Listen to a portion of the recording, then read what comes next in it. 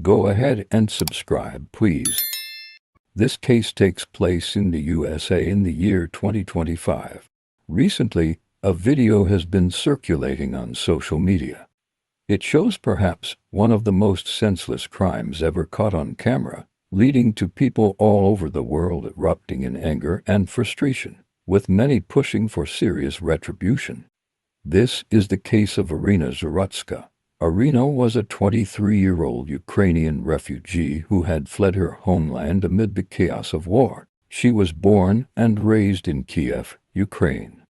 She and her family escaped the Russian invasion of Ukraine in 2022, and they sought a fresh start in the USA. They settled in Charlotte, North Carolina, hoping that this city would offer the safety and opportunity that had been snatched away from them by the war. Friends described Iryna as a vibrant young woman, an artist, and someone full of life and dreams for the future. In the city of Charlotte, Iryna embraced her new community. She was known for her warm personality and her creative spirit, and she worked very hard to rebuild her life in the USA. By August of 2025, Iryna had been in Charlotte for around 3 years. In that time, she had settled well in the USA, but of course, she still missed her home country. The 22nd of August, 2025 began like any other day for Iryna. By 9:40 p.m. that night, Iryna was on the East-West Boulevard station, waiting for the Lynx Blue Line train.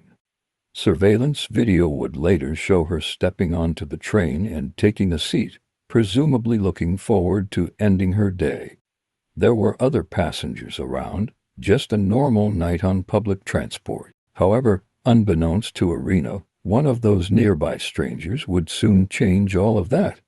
She sat on her seat, scrolling through her phone and gazing out of the window, totally unaware of the man sitting just behind her. This man was already on the train when she boarded. He wore a red hooded sweatshirt and appeared to be in an agitated state in his seat. Witnesses later said that he even appeared to be somewhat emotional. Still, in those first moments, there was no confrontation or even a conversation between Iryna and this man. Other riders were scattered throughout the cart, each absorbed in their own world. No warning of what horror was about to unfold. Just moments later, chaos erupted. The man in the red hoodie behind Iryna pulled out a folding knife from his pocket. He unfolded the blade and then paused briefly. It looks as if he contemplated for just a second. However, moments later, this man lunged forward, towering over Iryna before plunging the knife into her throat. It all happened in mere seconds. She literally had no time to even react. One moment she was seated, and the next she was being stabbed in a savage, unprovoked attack. Iryna collapsed from her seat onto the floor, fatally wounded. Fellow passengers watched in shock, some frozen in fear. The killer then continued to stab Iryna a further 3 more times. All of this was captured on CCTV. On the footage after slashing Iryna, the killer is seen just calmly walking away as if nothing had even happened. He didn't run. He didn't panic. In fact, he strolled to the opposite end of the rail car without a single care in the world. In the chaos of the attack, the killer had somehow managed to injure his own hand. So on the CCTV, you can see blood visibly pouring from his hand. As the train came to its next stop, the attacker removed his red sweatshirt and held it to his hand, attempting to stop the blood coming from his wound. After the killer left the train, several passengers rushed to assist Iryna. One rider ran toward her, attempted to render first aid and comfort as she lay on the floor unresponsive. Others frantically called 911 and began shouting for help. Some passengers fled in the rail car to the next station, running along the platform in fear or in search of police. By 10 p.m., emergency calls had brought police officers and paramedics rushing to the station. They immediately checked on Iryna, looking for a pulse and any signs of life. However, tragically, within minutes, paramedics determined that Iryna's injuries were catastrophic. Despite their efforts, she had no chance of survival. Iryna was pronounced dead at the scene shortly after. Other officers fanned out on the platform station looking for the attacker described by the witnesses. Although they soon realized that the attacker didn't get too far as the police just began looking for him, they found him still at the station immediately on the platform where he had just exited from the train. The killer made absolutely no effort to escape, and witnesses on the platform all pointed their fingers towards him to the police. Officers confronted the killer, and he was immediately taken into custody without further incident. Nearby on the ground, police discovered a blooded folding knife which was swiftly recovered as the suspected murder weapon. The emergency response had been swift within roughly 10 minutes of the attack. The perpetrator was detained and the victim pronounced dead. Due to the sheer brutality, a witness had to be transported to hospital for an unrelated medical issue. According to one source, they had suffered a panic attack from what they had seen. The police now had the grim job of informing Iryna's family of exactly what had happened and begin the search for why this happened. In the hours that followed, detectives worked to piece together the full story of Iryna's murder, and they were able to identify the killer as 34-year-old DeCarlos Brown Jr. That night, crime scene investigators combed the train and platform for evidence. They photographed the scene, collected the knife, and swabbed for DNA. Forensic technicians also documented the blood splatter and any fingerprints on the weapon or nearby surfaces. Every detail was documented. However, the police then received access to the CCTV footage on the train, and what they saw was one of the most brutal and twisted murders they had ever seen. From the footage, investigators learned that there had been no interaction, no provocation, nothing. Meanwhile, the investigators looked into Brown's actions leading up to the attack. They learned that Brown had boarded the train without paying the fare, and on the train, he reportedly sat alone talking to himself and displaying erratic behavior, but nothing he did drew enough attention to alarm others until that moment of violence. The police have not publicly disclosed if Brown said anything during the stabbing or if any words were exchanged at all. Why he chose to attack a person he didn't know is a question that he did not answer that night, and perhaps one he can't even fully answer himself. So, just who is DeCarlos Brown Jr.? Well, initial information trickled out within hours. Brown is a 34-year-old male, reportedly homeless with no fixed address. Very soon, it became clear that Brown was not a stranger to law enforcement. In fact, he had a lengthy criminal history spanning well over a decade. Brown's criminal record dated back to at least 2011. Over the years, he has been arrested and convicted for a variety of offenses in North Carolina. Among the most serious convictions on his rap sheet were for robbery with a dangerous weapon, breaking and entering, and felony larceny. For those crimes, Brown had served approximately 6 years in prison, finally gaining release in September of 2020.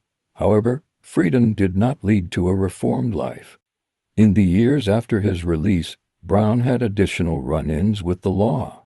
In September of 2022, he was arrested for attacking a woman, though I couldn't find too much information about actually what happened. Then, in January of 2025, just 8 months before the stabbing, Brown was arrested for an unusual offense, misuse of the 911 system. According to court documents from that January incident, Brown had a mental health episode. He called 911 for a strange reason. He told the responding officers that he believed that someone had given him a man-made material that was now inside his body, controlling when he ate, walked, and talked. This delusional claim strongly suggested that Brown was suffering from some form of mental illness or psychosis. In fact, it later emerged that Brown had been diagnosed with schizophrenia. Family members, including Brown's own mother, would later say that he had long struggled with his mental health, and they had even tried to get him help. The January 2025 arrest for the 911 misuse call led to Brown appearing in court, and by July of 2025, a public defender questioned his competency to stand trial. A judge even agreed that Brown's mental health was in doubt and ordered a forensic psychiatrist evaluation in that case. However, frustratingly, that evaluation had not yet occurred by the time the 22nd rolled around. Brown was effectively out on the streets awaiting a mental health assessment despite him having clear signs of delusions and a history of violence. One would think that this combination alone would be enough to have him sectioned and treated. In hindsight, it's a devastating fact that had Brown received the treatment or the intervention his family sought, he likely wouldn't have been on that train, and an innocent woman wouldn't be dead. The police also concluded that Brown had no known connection to Iryna before the attack. There was no shared history, no interaction on social media, nothing. As of right now, the motive remains elusive. Some speculate that Brown's mental health may have driven him to violence, or that an internal delusion triggered the attack. Others point to the possibility of drugs, though no conclusive evidence of intoxication was reported. Some have also claimed that this is a racially motivated crime. However, the police have not suggested that there is any evidence to support this. Brown himself has not given any explanation. The portrait that has emerged is of a homeless ex-convict with a violent past and untreated mental health issues. For the community, learning about Brown's history led many to become frustrated. Also, what's worth mentioning is that just days after the brutal attack on the 2nd of September, 2025, something happened that turned public outrage into disbelief. The city council held a meeting to discuss transit safety in light of the gruesome murder. However, the council paused the meeting to eat cake and even posted about it online. So, a reportedly somber meeting about a refugee's brutal death was interrupted by a birthday cake break. A photograph was then posted on Twitter of the cake with a caption saying, "Here's the cake," followed by, "Cake time is over." Charlotte City Council is now starting its discussion of the fatal stabbing. Social media erupted. Many people found this to be unbelievably strange and rather tone-deaf. How was a man with a criminal past and schizophrenia so freely allowed to walk around? How and why did the system fail to intervene before he did something this horrific? These questions are currently fueling much of the public discourse. On the night of the murder, D. Carlos Brown Jr. was swiftly arrested at the scene. He was initially taken to the Atrium Health Hospital for treatment for the minor injuries he sustained to his hand. The police guarded him at the hospital, and as soon as the doctors cleared his release, Brown was formally charged with first-degree murder. The police publicly announced the arrest the following day and identified Iryna as the victim. Within a week, the legal proceedings were in motion. On the 29th of August 2025, after Brown's release from the hospital, he was booked into the Mecklenburg County Jail on the murder charge. A judge ordered that Brown be held without bond, meaning that he would remain in custody until trial. In North Carolina, first-degree murder is a capital felony, and while it's too early for prosecutors to announce if they're seeking the death penalty, the default expectation is life imprisonment without the possibility of parole if he is convicted. As evidence of the crime solidified with surveillance video, eyewitness testimony, forensic evidence, and the knife, a grand jury took up the case, and pretty soon it was reported that Brown had been indicted for first-degree murder by this jury.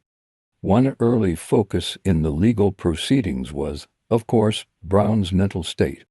As mentioned, he had a history of mental illness, and this quickly came into play.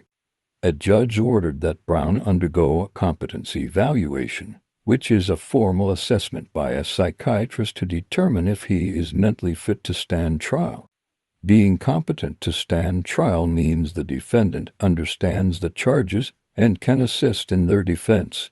Given Brown's strange behavior before the crime and the unresolved jury evaluation from his prior case, the court wanted to ensure that he could participate in the murder trial. Depending on the results, If he were found to be incompetent, he could be sent to a state hospital for treatment until competency is restored. This whole process could delay the trial for months or even longer. For now, Brown has secured legal representation.